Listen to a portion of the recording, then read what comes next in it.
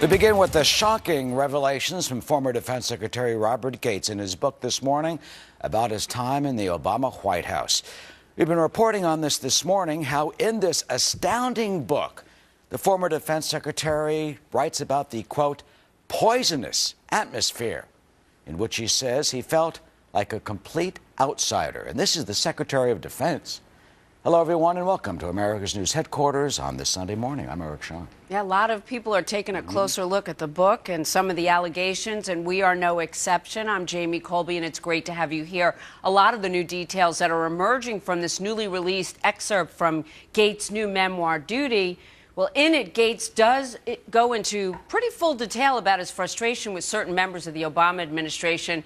He claims that they slammed former President George Bush and disrespected military leaders. Our Elizabeth Pran is live in Washington with more details on what's just been released. Elizabeth, good morning. You're right. Good morning. Good morning to both of you. Former Defense Secretary Robert Gates sitting down for his first interview since excerpts of his memoir made headlines, painting President Obama as insecure and dubious of top leaders of the armed forces. Gates also acknowledged his conflicts with Vice President Joe Biden at points in his book. He writes, quote, he has been wrong on nearly every major foreign policy and national security issue over the past 4 decades.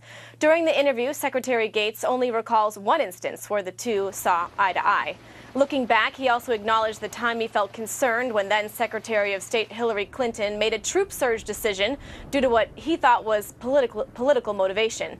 Gates comparing the two presidents he worked for, President George Bush and President Obama. He said it was Obama who was missing conviction in his orders during the war in Afghanistan. It's one thing to tell the troops that you support them. It's another to work at making them believe that you believe, as president, that their sacrifice is worth it, that the cause is just, that what they are doing is important for the country, and that they must succeed. President Bush did that with the troops when I was secretary. I did not see President Obama do that. Now, the Obama administration mostly on the defensive after allegations emerged that the administration spokesman said it didn't find it unusual that there were debates about the policy in Afghanistan. And he is extremely conscious of the responsibility that that authority bestows upon him and those who hold his office.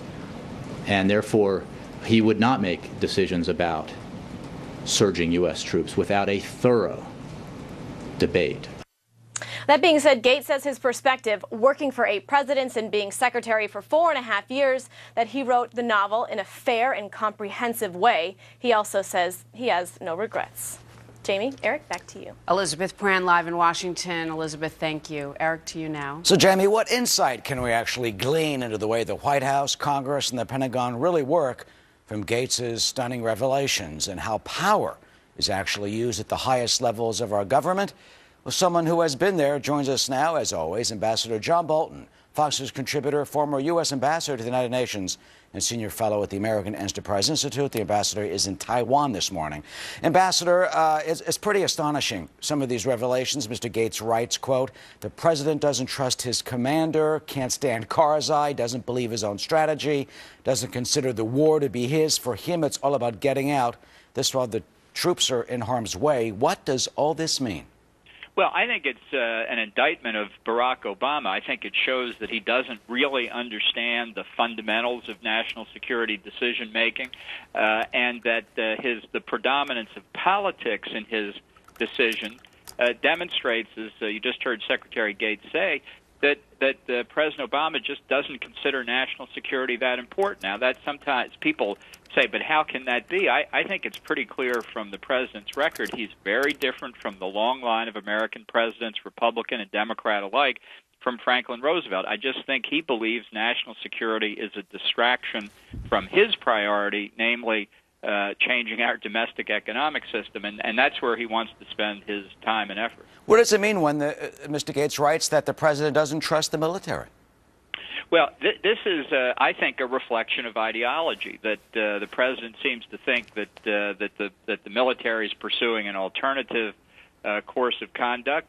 If he were worried about that, he should not have retained Bob Gates. I mean, this is a lesson for decision makers down the road. If that's what you're worried about, he should have brought in a Democrat defense heavyweight, if he could have found one, to take up that job, so that he would have confidence that his Secretary of Defense was carrying out his wishes. Instead, as Gates's book reveals, you have the president, the vice president, looking at the military and literally saying, "I'm giving you an order," as if they couldn't figure it out. He writes that he does admire the president, says he's smart, and some of his decisions and the way he thinks through things.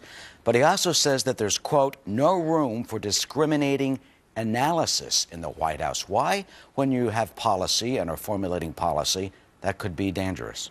Well, I think it is, and I think it's a reflection in the Obama White House of the extent to which politics predominated. Now, let's be clear. Gates is essentially a career bureaucrat, so this book contains criticisms of the Bush administration, too. He says recent presidents have been too ready to reach for the gun in foreign affairs. Well, that certainly doesn't characterize Barack Obama, so he's criticizing implicitly George Bush. I think there's a lot more in this book that will reveal the basic tension between the career bureaucrat on the one hand and political leaders of both parties on the other. So how do we solve this as the American people as we go forward for this nation in order to try to have some synergy when these decisions are made, whether it's a Democrat or a Republican in office? Well, I think you have to have serious political leadership, and I think that means a better understanding of American national security and a reduction in the amount of politics that was involved in it. I mean, this administration repeatedly, I think, has put politics above national security. They've put a lot of other things above national security, and I think that's a real problem going forward. I think it will be increasingly a problem over the next 3 years. You know, you look at Iraq, the president's advisors are all out saying his policy is a success when al-Qaeda's flag is now flying over Fallujah and Ramadi, where Iran is closer to nuclear weapons, where Afghanistan will likely fall to the Taliban when we withdraw.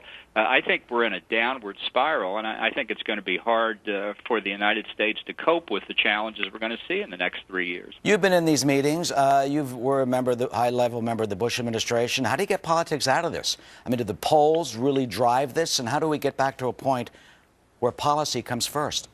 Well, you know, I really don't remember discussions of politics entering in to key decisions except as an afterthought. And I think the ideal, the paradigm we should be looking for is Harry Truman during the Cold War, when North Korea invaded South Korea in June of 1950. Truman's advisors were worried about a defeat there and what it might do in the midterm elections, and Truman said, you figure out what the right strategy is, don't worry about the politics. That's the way to do it. Is that what we need in this country, in the White House? Well, it'd be nice to have a Truman style of leadership, somebody who understood national security, who dealt with threats to the United States and its friends and allies around the world, as opposed to somebody who sees the military as threatening and national security as a burden that gets in the way of his other priorities. Also, what finally is kind of shocking about this is he writes to a friend that people have no idea how much he detests the job. One would think that if you hate it, you'd quit, but I think he may be writing about the pain and the guilt he has dealing with the sacrifice of our brave men and women in Iraq and Afghanistan. He wrote condolence letters at night. He asked his staff for photographs of the soldiers and the troops who were killed. What does that mean personally, and what type of toll does that take when you're at the top? Well, I think it does take a toll, and I think it clearly did on Bob Gates. What's remarkable is it doesn't seem to have taken such a toll on the president, and I'm sure that disjunction between what Gates saw on a day-to-day basis at the Pentagon and what he experienced when he went to the White House must have been a source of real personal problem for him.